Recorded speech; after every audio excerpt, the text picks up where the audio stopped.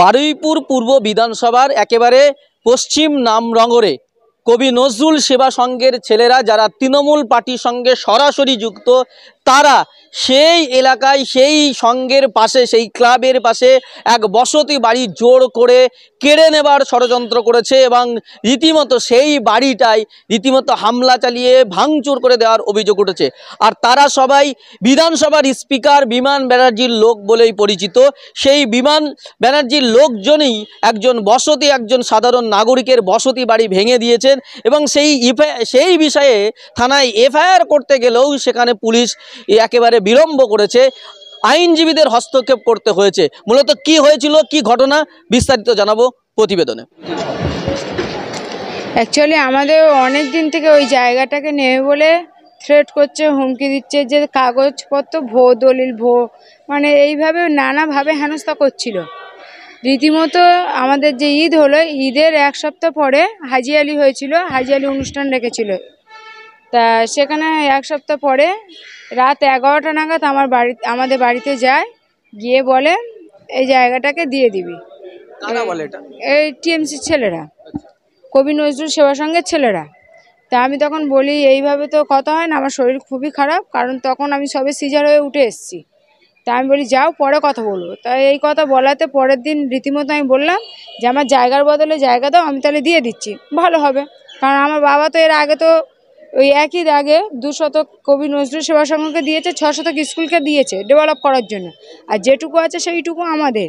তো সেইটুকু ওরা এইভাবে নিয়ে নিতে চাইলো। আমি না দেওয়াতে হঠাৎ ওরা একদিন গ্রামের পাওয়ার লাইট অফ করে পুরো ঘরটাকে ভাঙচুর করে দিল। দেওয়ার ফলে আমরা রীতিমতো পুলিশের কাছে গেলাম রাত 12:30 একটা নাগাদ। পুলিশও এলেন, কিন্তু কোনো স্টেপ নিল না। পরের দিন আমি লিখিত কমপ্লেন জমা দিলাম। তারপরেও 27শে এপ্রিল ঘটনাটা ঘটে, কিন্তু আমাদের উকিলবাবুর সাথে যোগাযোগ হওয়াতে 7-8 তারিখে সম্ভবত তারপরে আমাদের এফআইআরটা করা হয়। তার আগে তোমাদের ঘরটা যে ভেঙে দিয়েছে, মূলত ঘরটা কারা ভেঙেছে এবং কেন ভেঙেছে? ওরা ওই জায়গাটাকে জোর করে খেলার মাঠ করার জন্য নেবে বলে টিএমসির ছেলেরা ভেঙেছে, কবি নজরুল সেবা সংঘের ছেলেরা। এখন চাইছে আমরা আমাদের জমি আমরা ফিরে পেতে চাই। জমিটাকে মানে পুরো মাপা কমপ্লিট করে নেই, মেপে পাঁচিল টাচিল দিয়ে ওতে আবার নতুন করে বসবাস করতে চায়। আমার নাম সানোয়ারা খাতুন। তো সবই তো বলেছেন আমার ওয়াইফ, আমাদের বাড়ি ঘরদোর ভাঙচুর করেছে তৃণমূলের ছেলেরা।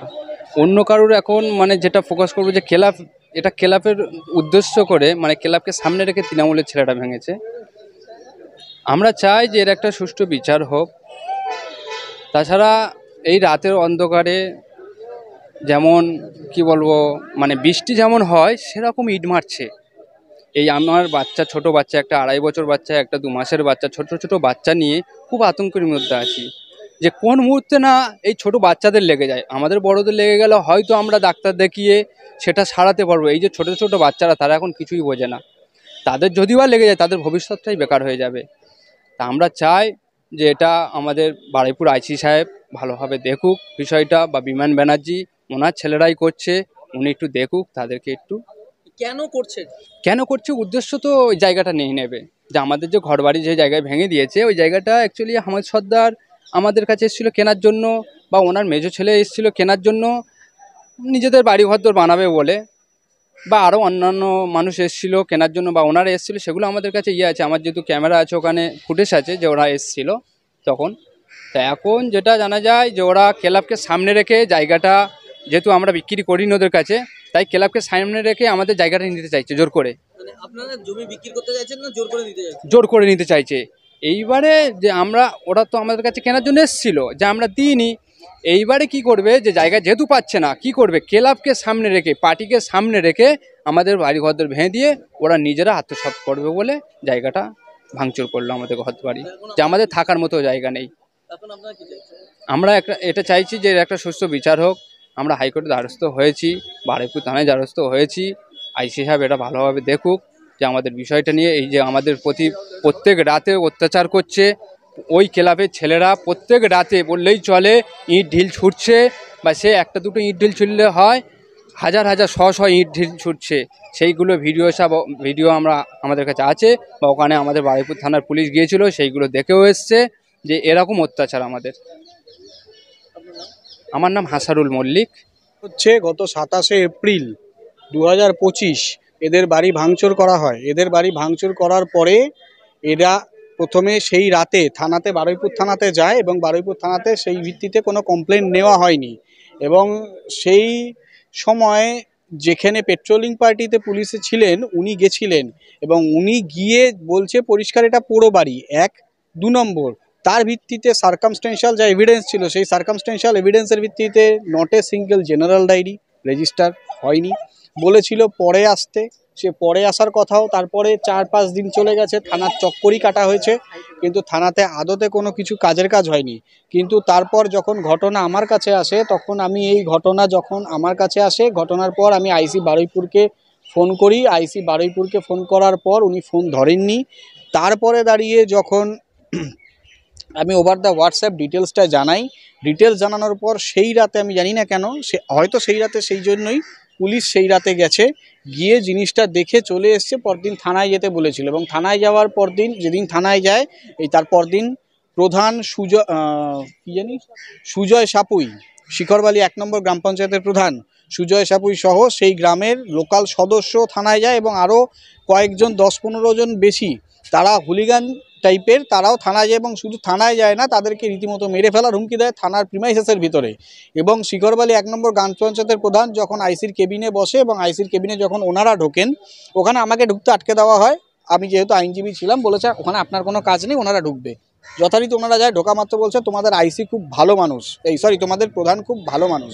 প্রথমে দরাজ গলায় আইসি বারুইপুর তার চেম্বারে বসে সুজয় সাপুই শিখরবালি 1 নম্বর গ্রাম পঞ্চায়েতে তাকে দরাজগোলায় সার্টিফিকেট দেন। 1, 2 আইসির চেম্বারে বসে ওখানে পঞ্চায়েত প্রধান তাকে বলে যে আমার 200 ছেলে রেডি আছে, আমি কিন্তু ঠেকাতে পারবো না, তুই জমিটা লিখে দে, তোকে 2.5 লাখ টাকা দেওয়া হচ্ছে। এটা আইসির চেম্বারে বসে, আইসির প্রেজেন্সে বারুইপুর থানার ভেতরেই ঘটনা ঘটে।